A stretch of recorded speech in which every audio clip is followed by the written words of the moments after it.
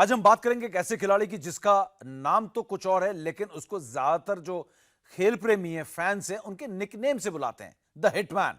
जी हां, आप समझ गए मैं किसकी बात करने जा रहा हूं, रोहित शर्मा की। और रोहित शर्मा की अगर बात करें तो बात करना बहुत जरूरी है रोहित शर्मा के बारे में, क्योंकि रोहित शर्मा ना सिर्फ एक खिलाड़ी है, बल्कि एक लीडर है, एक लेजेंड है, एक महान बल्लेबाज है। और किसी भी फॉर्मेट की अगर बात करें, आप उनकी टेस्ट क्रिकेट की बात करें, हाल के दिनों में टेस्ट क्रिकेट में जो उन्होंने जलवा बिखेरा है, 8 सेंचुरी लगाए, और पिछले 2019 से जब से वो ओपनर बने, उन्होंने तो कमाल की बल्लेबाजी की है। चाहे वनडे की बात करें, वहां तो आपको पता ही है, दोहरे शतक लगा चुके हैं, सबसे ज्यादा रन बनाने का कारनामा किया। T20 की बात करें, इंटरनेशनल की बात करें, तो वहां पे भी 4-4 शतक वो T20 में भी लगा चुके हैं, और एक बहुत ही इंपैक्ट प्लेयर पूरी दुनिया में जाने जाते हैं।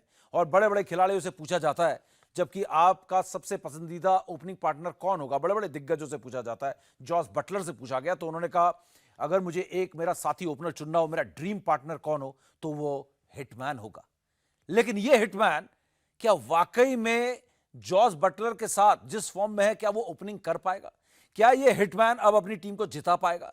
क्या इस हिटमैन के पास, उनके जेब में, उनके दिमाग में ऐसी ट्रिक्स हैं जिससे वो अपनी टीम को फिर से चैंपियन बना सकते हैं? शायद, लेकिन अगले सीजन, क्योंकि इस सीजन वो 8 मैचेस हार चुके हैं, 1 मैच उन्होंने जीता है अब। लेकिन इन सब के पीछे जो सबसे बड़ा कारण हार का है, एक बात तो है कि ऑक्शन में आपने खराब खिलाड़ी खरीदे, अच्छे खिलाड़ी आप खरीद नहीं पाए, टीम अच्छे से जल नहीं कर रही। लेकिन इन सब के ऊपर सबसे बड़ी बात आती है कि हिटमैन हिट नहीं, फ्लॉप हुआ है। और फ्लॉप होने का सबसे बड़ा कारण क्या है? क्या हो गया हिटमैन को कि जब भी आईपीएल आता है, ये बहुत एक अजीब बात है कि अगर आईपीएल की बात करें तो हिटमैन का बल्ला कभी भी गरजा ही नहीं है उस अंदाज में, जिस अंदाज में किसी 2-3 सीजन में लगातार विराट कोहली का बल्ला गरजा है। अगर बात करें हिटमैन का सबसे सक्सेसफुल साल, अगर हम बोले सबसे सफल जो साल था, वो 2013 था, जिसमें उन्होंने 523 रन के करीब लगाए थे। और उसके बाद से अगर बात करें 2019 से उनके ओपनिंग का रिकॉर्ड देखें तो उनका जो एवरेज रहा है 28 का रहा है एक ओपनर के तौर पर। ओपनर के तौर पर 2019 से आईपीएल में रोहित का औसत 27.91 यानी कि 28 का रहा है, और स्ट्राइक रेट 106 या 107 के करीब रहा है, जो कि वाकई में बहुत ही निराशाजनक है और बहुत ही चुभने वाला है कि रोहित शर्मा का ये स्ट्राइक रेट और एवरेज ये कैसे हो सकता है। जी हां, ऐसा हो सकता है, और ऐसा ही है, क्योंकि ये नंबर्स अपने आप में बयां कर रहे हैं कि यही रोहित का हाल है। और अब बात करते हैं रोहित के इस सीजन में। इस सीजन में 9 मैचेस खेल चुके हैं, 155 रन बनाए, और जो सर्वश्रेष्ठ स्कोर है वो है सिर्फ 41 रन। और पिछले मैच में जिसमें उनको जीत मिली, उसमें 2 रन बनाकर चलते बने। अब रोहित शर्मा को हो क्या गया है कि रोहित शर्मा आईपीएल में नहीं चलते, ये सबको मालूम है, लेकिन क्यों नहीं चलते, इसका जवाब शायद बड़े बड़े दिग्गजों के पास नहीं होगा। और रोहित शर्मा के इस फॉर्म को देखकर बड़े बड़े दिग्गज खिलाड़ी, पूर्व खिलाड़ी भी खासे चौंक गए। क्या कहा उन्होंने, ये देखिए।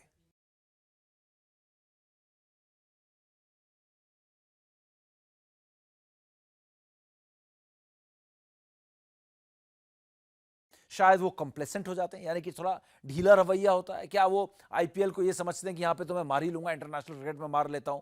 क्या वजह है? क्योंकि ये एक साल की कहानी नहीं है, ये सालों से चली आ रही है, और इस सीजन तो बहुत ही बुरा हाल है, और जिसका आप नतीजा देख रहे हो कि उनकी टीम मुंबई इंडियंस बुरी तरीके से हार रही है।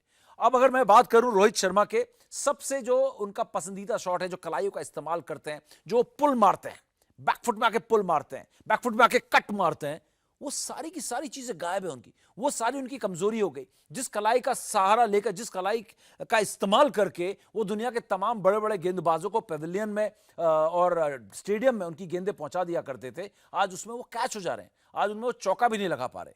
तो हो क्या गया है? क्या उनकी आंखें जो है कमजोर हो गई हैं? क्या उनका रिएक्शन टाइम पहले के मुकाबले कम हो गया है? जिस गेंद को वो पहले खेलने के लिए उनके पास जितना वक्त रहता है, उतना वक्त अब नहीं रहता है। ये चारों में से एक कारण जरूर है जहां पर रोहित शर्मा टाइम नहीं कर पा रहे हैं गेंद को, और कहीं ना कहीं इस पर फिटनेस भी आड़े आ रही है। शायद रोहित शर्मा उतने फिट नहीं है जितने वो पहले थे। काम कर रहे हैं, लेकिन उस फिटनेस को वो पहुंच नहीं पा रहे, अटेन नहीं कर पा रहे उस फिटनेस लेवल तक जहां उनकी जरूरत है। पिछले 9 मैचेस की अगर बात करें ना, पिछले 9 मैचेस में वो किस तरीके से आउट हुए, तो आप ये जानकर चौंक जाएंगे। पिछले 9 मैचेस में उनके डिसमिसल देखेंगे तो 6 बार वो square leg, deep mid wicket, short fine leg, deep mid wicket में पुल करते हुए आउट हुए। और एक बार उन्होंने एक गेंद में जब पुल किया तो लीडिंग एज लगकर, वो गेंदबाज ने उसमें ही पुल कर रहे थे, लीडिंग एज लगकर जो है वो बॉलर ने कॉटन बोल्ड किया। एक में वो कट कर रहे थे तो डीप पॉइंट में उनको कैच किया गया।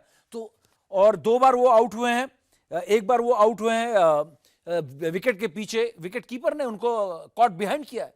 तो ये क्या बता रहा है कि हर बार रोहित शर्मा कैच हो रहे हैं और रोहित शर्मा के पुल शॉट्स नहीं लग रहे, कट शॉट्स नहीं लग रहे, टाइमिंग उनकी एकदम पुअर हो चुकी है और उनके शॉट सिलेक्शन में प्रॉब्लम है। गेंदबाज को मालूम है रोहित को थोड़ी सी छोटी डाल दो, थोड़ी सी मिडिल और लेग में डाल दो, पुल शॉट मारेंगे, एक deep fine leg, square leg में एक फील्डर खड़ा कर दो, कैच आउट वो हो जाएंगे।